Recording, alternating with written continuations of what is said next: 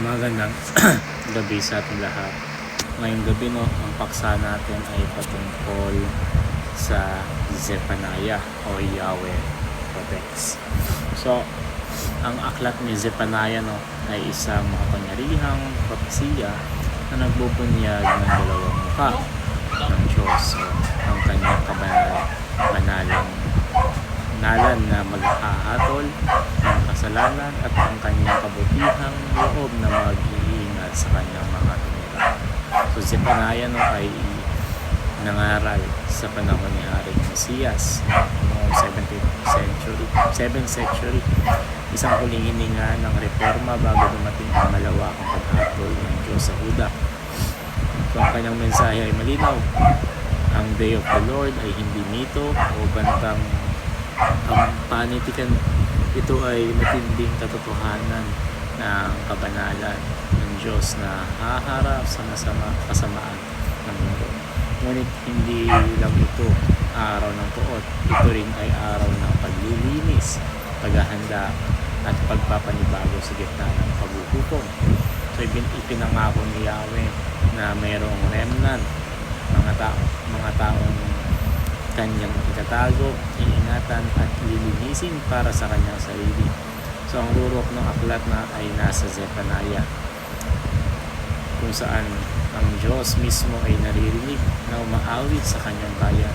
Ang puot niya ay makatarungan, ngunit ang pag-ibig niya ay mas malalim kaysa sa anumang ano. Ang mensahe ni Zephaniah ay naglatad ng bigat ng kasalanan, kabigatan ng paghatol at kabutihan ng kaligtasan sa Mesiyas. Sa huli ang umahawak at nagtatanggol sa atin ay si Yahweh, Yahweh who protects. Sabi nga sa Zephaniah chapter 1 verses 14-15, malapit na ang araw ni Yahweh, mabilis itong dumating. Sa araw na iyon ay maririnig ang malakas na iyakan ng malakas na mandirigma.